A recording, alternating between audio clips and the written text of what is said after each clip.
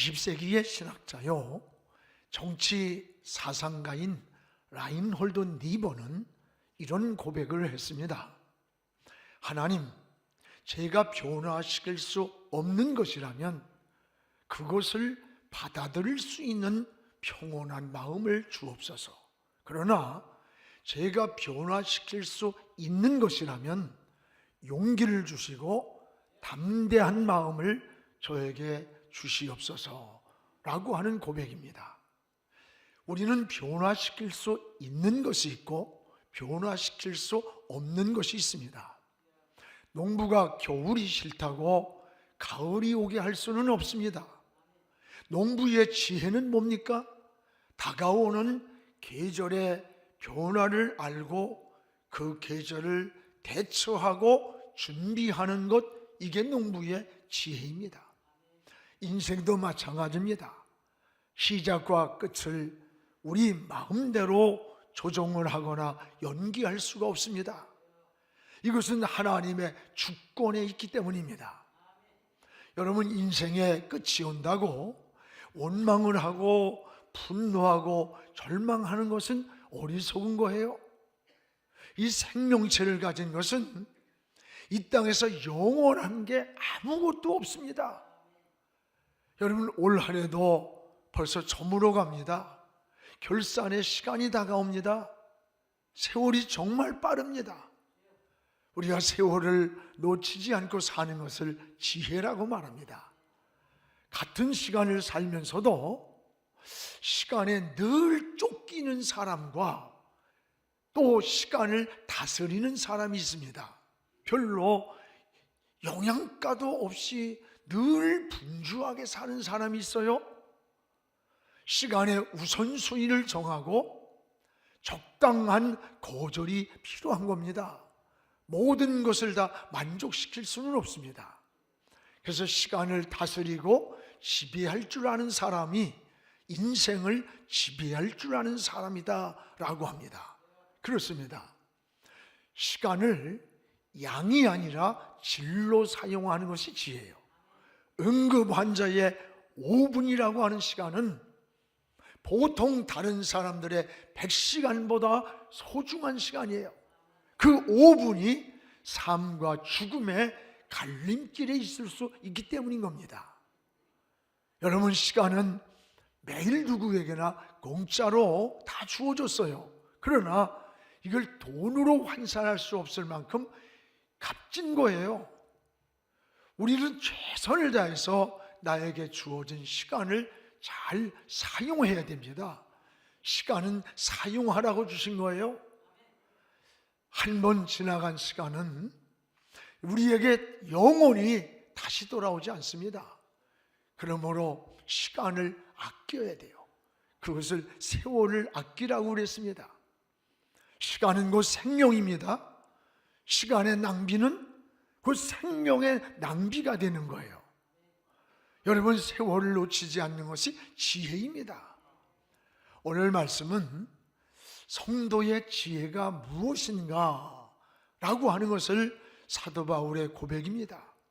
오늘 15절에 이렇게 말씀합니다. 우리 같이 읽겠습니다. 그런즉 너희가 어떻게 행할 것을 자세히 주의하여 지혜 없는 자같이 하지 말고 오직 지혜 있는 자같이 하라. 여기 보면 지혜 있는 자와 지혜 없는 자가 나옵니다. 오늘 지혜 있는 자같이 인생을 살아가라는 거예요. 어떻게 사는 것이 지혜 있는 자로 사는 겁니까? 무엇보다 따라합시다. 시간을 잘 사용하는 지혜다. 우리가 지혜 있는 자의 삶은 무엇보다 시간을 잘 사용하는 지혜라는 거예요. 오늘 16절을 같이 읽겠습니다. 세월을 아끼라. 때가 악하니라. 여기 세월을 아끼라는 말이 무슨 의미입니까? 시간을 잘 사용하고 그 시간을 잘 관리하라는 말씀이에요. 왜? 시간은 생명이기 때문입니다. 시간의 낭비는 곧 우리 생명을 낭비하는 것과 같은 거예요. 고든 맥도날드가 쓴 책에 이런 글이 나와요. 어떤 사람이 울면서 내 시간을 본 사람이 없어, 잃어버린 내 시간을 찾아달라고 애원을 하면서 호소를 하는 거예요. 여러분, 그러나 지나간 그 시간은 다시 영원히 우리에게 돌아오지 않아요. 지나간 시간은 회복할 수가 없습니다. 그래서 우리는 주어진 시간을 낭비하지 않고 사는 것, 이게 바로 지혜라는 거예요. 사랑하는 여러분, 바울은 이렇게 말합니다. 세월을 아끼라.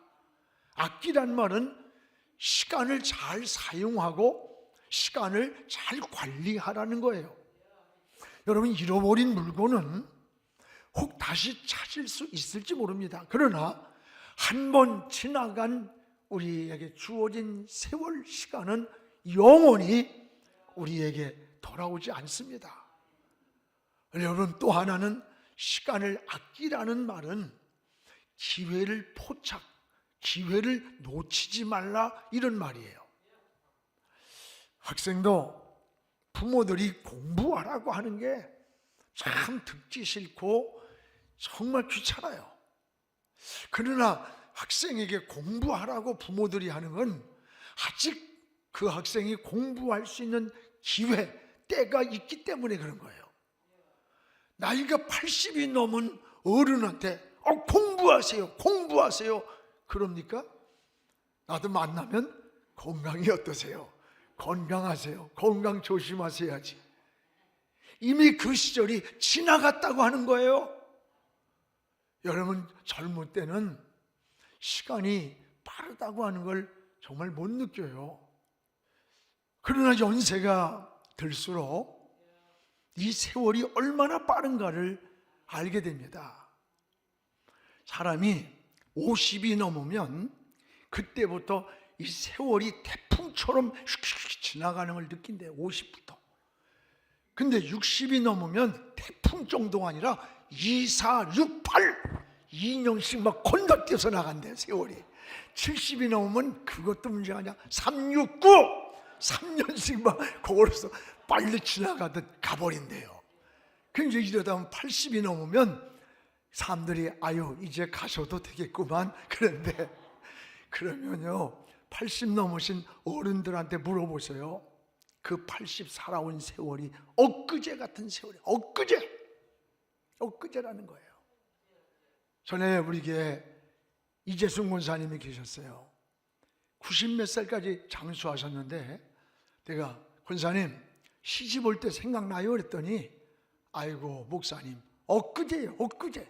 그래서 난 90 몇 세 먹은 분이 재혼을 했나 했더니 17살에 시집을 왔는데 세월이 70 몇 년 됐는데 그 70 몇 년의 세월이 엊그제 같은 기억이래. 이게 세월이에요. 세월이 이렇게 빠른 거예요. 얼마 전에 돌아가신 그 김동길 교수가 쓴 세월이 너무 무섭다, 너무 빨리 지나가는 게 무섭다는 거야. 이게 여러분 세월인 겁니다. 사랑하는 여러분, 우리는 어떻게 살아야 이러한 세월을 낭비하지 않는 것일까? 어떻게 살아야? 따라합시다. 부지런히 살아야 한다. 부지런히 살아야 합니다. 로마서 12장 11절을 같이 읽읍시다. 부지런하여 게으르지 말고 열심을 품고 주님을 섬겨라. 부지런하여 게으르지 말고. 여러분, 성도는 최선을 다하고 그 결과를 하나님께 맡기는 거예요.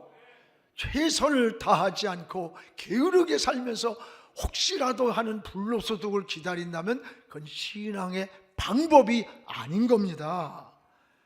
오늘 또한 세월을 아끼라는 것은 오늘이라고 하는 날을 성실히 살아야 돼요. 오늘입니다. 여러분, 내일의 준비는 언제 하는 것이냐? 오늘 하는 겁니다. 오늘을 어떻게 살았느냐에 따라서 내일의 열매가, 결과가 나타나는 거예요. 내일의 준비는 오늘 하는 거예요. 우리는 뭐든지 내일로 미루지 마세요. 내일은 내 날이 아닙니다. 하나님만 아시는 하나님의 날이 내일이에요. 그래서 오늘이 내게 주신 날이에요. 오늘이, 지금이 내게 주신 하나님이 준 시간이에요. 오늘 하지 못하면 내일은 할 수 없을 수도 있어요. 여러분, 인생을 미루지 않기 바랍니다. 지금 하시기 바랍니다. 오늘 하시기를 바랍니다. 저는 자다가도 이렇게 영감이 탁 떠오를 때가 있어요. 그러면 벌떡 일어나가지고 즉시 막 메모를 해요. 왜냐하면 그 시간이 지나면 그 떠올랐던 영감이 다시 떠오르지 않아. 그 순간을 놓치지 않기 위해서 그걸 잡는 거예요. 여러분, 내일로 미루지 말고 부지런히 하나님을 섬기면서 하나님의 영광을 향해 달려가기를 주의 이름으로 축복합니다. 또 하나는 이 성도의 지혜가 뭘까? 따라합시다. 하나님의 뜻. 하나님의 뜻을 분별하며 사는 것이라고 했습니다.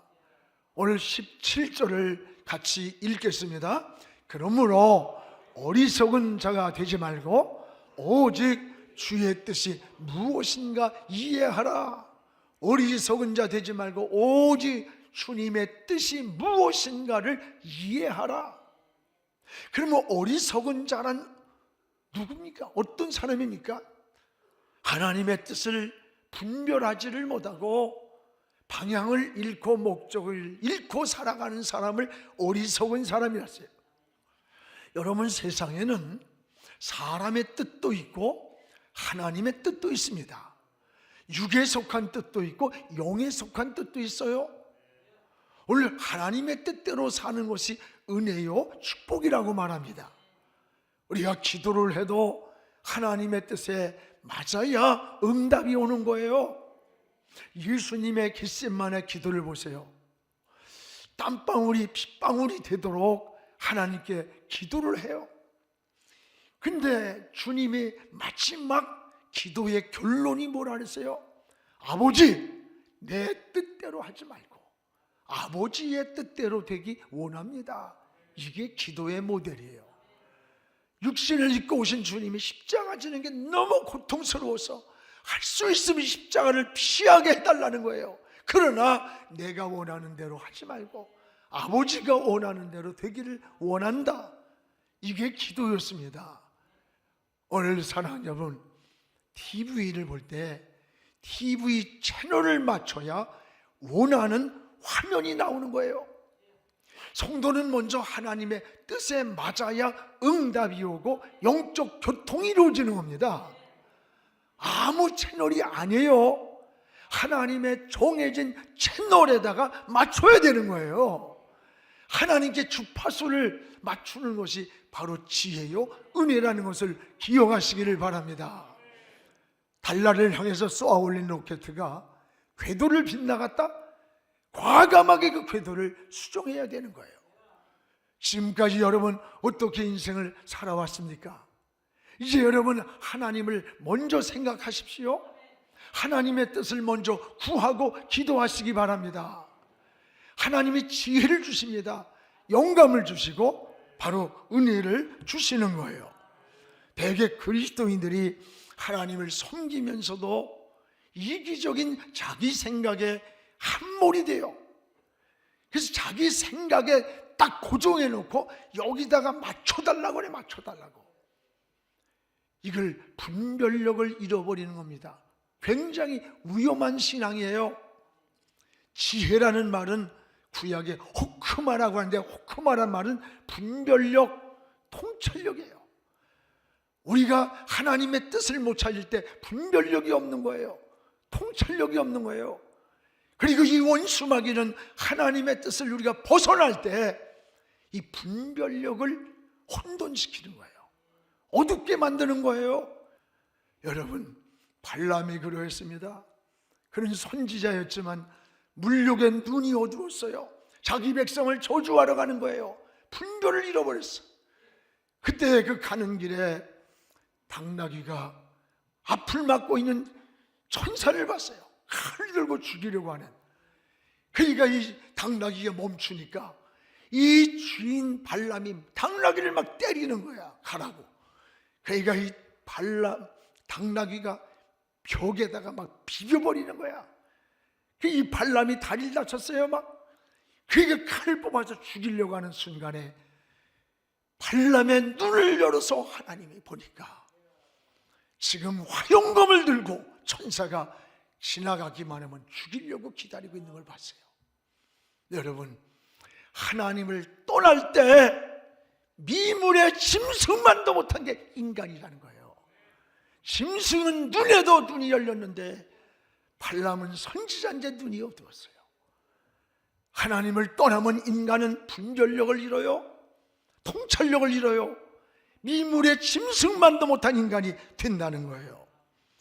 여러분, 그러면 우리는 하나님의 뜻을 하나님의 뜻이 어디에 있는가?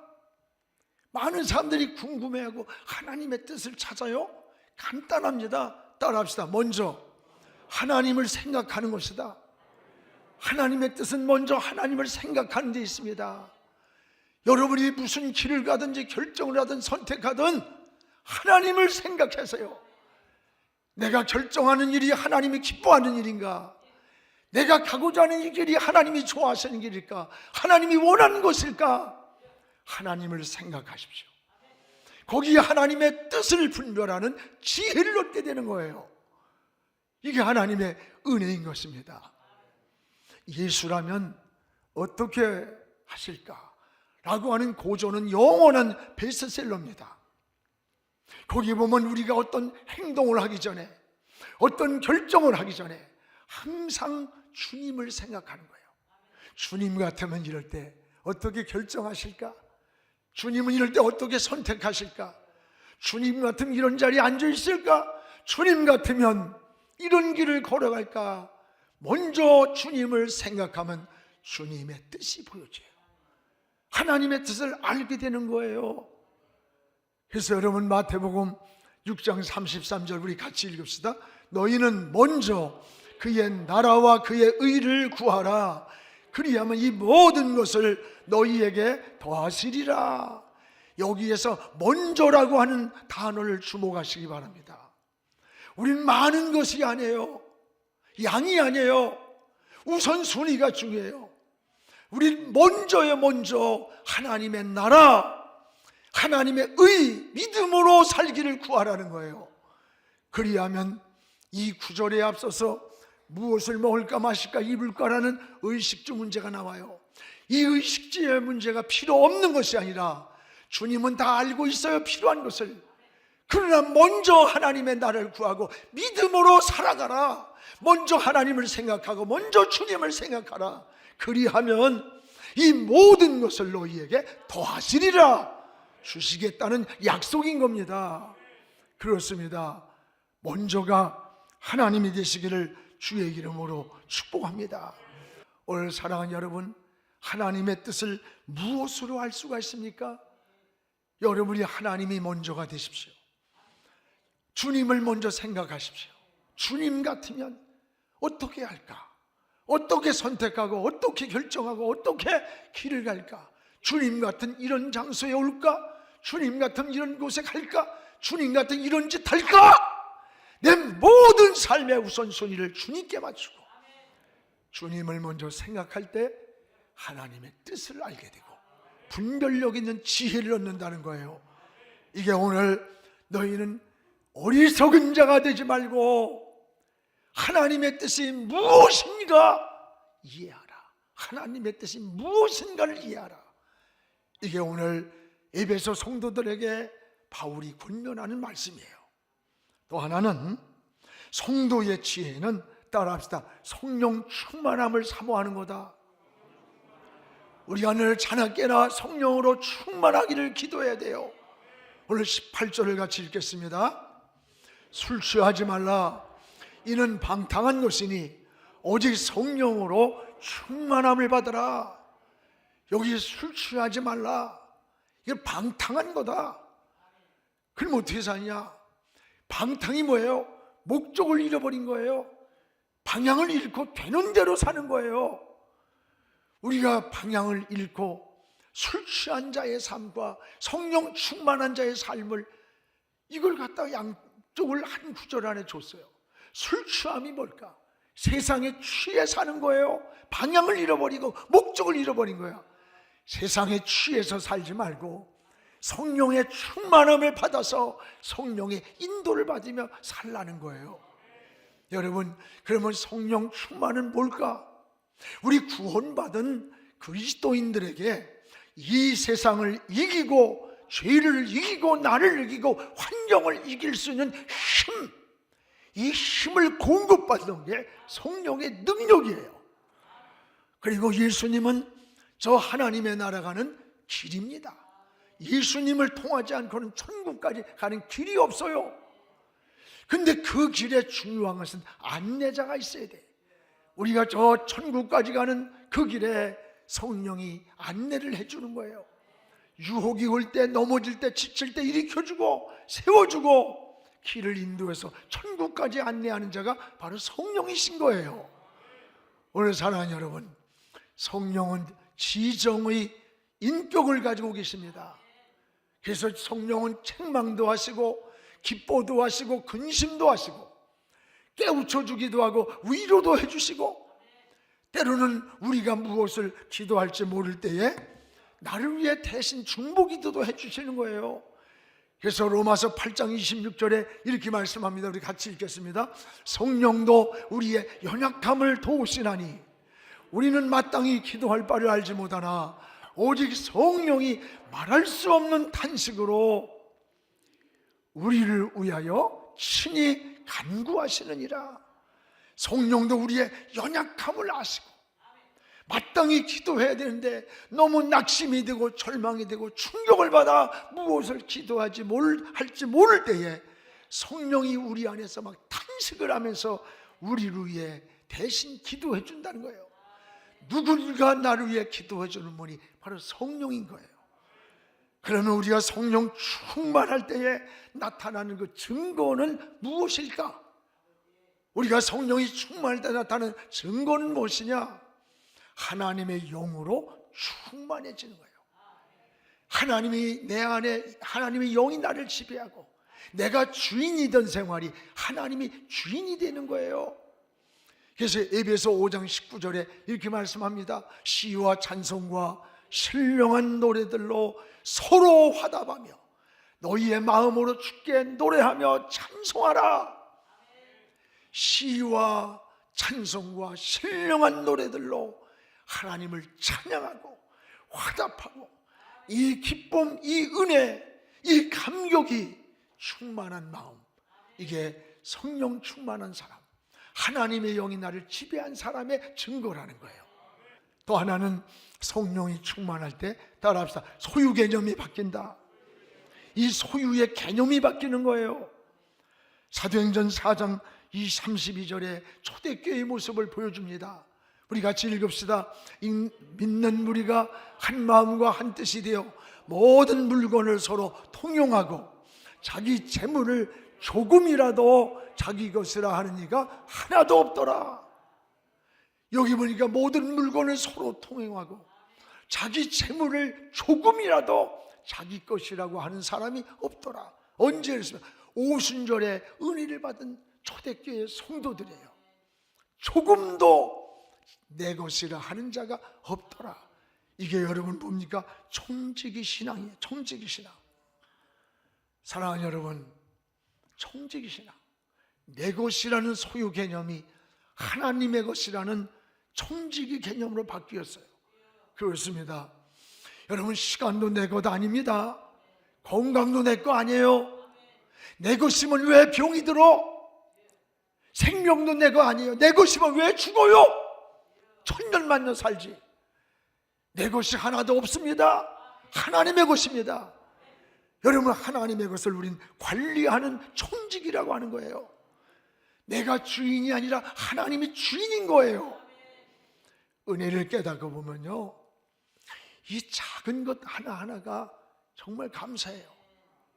모두가 하나님 주신 은혜이기에 내가 지금 호흡하고 있는 이 시간이 감사하고, 오늘 여러분 이렇게 예배드리고 있는 이 시간이 감사한 거예요. 아침에 눈을 뜨고 하루에 시작되는 생명 주신 것이 감사하고, 하루를 마치고 잠자리에 들 때 그 주신 시간이 이게 얼마나 감사한 거예요. 오늘 사랑하는 여러분, 감사를 회복하시기를 축복합니다. 성도의 지혜는 이런 분별력을 가지고 사는 것이라고 했어요. 청지기 신앙으로 살아가기를 축복합니다. 시간도 하나님의 거예요. 소유도 하나님의 거예요. 생명도 하나님의 겁니다. 이 땅에서 하나님이 허락한 시간 동안 청지기로 사는 거예요. 우리가 선택을 하든 결정을 하든 하나님을 먼저 생각하십시오. 그러면 하나님의 뜻을 깨닫게 돼요. 하나님의 뜻을 분별하게 되는 것입니다. 이것이 하나님의 은혜요, 또 성령 충만한 자의 삶입니다. 여러분, 우리의 삶이 이러한 삶이 되기를 주의 이름으로 축원합니다.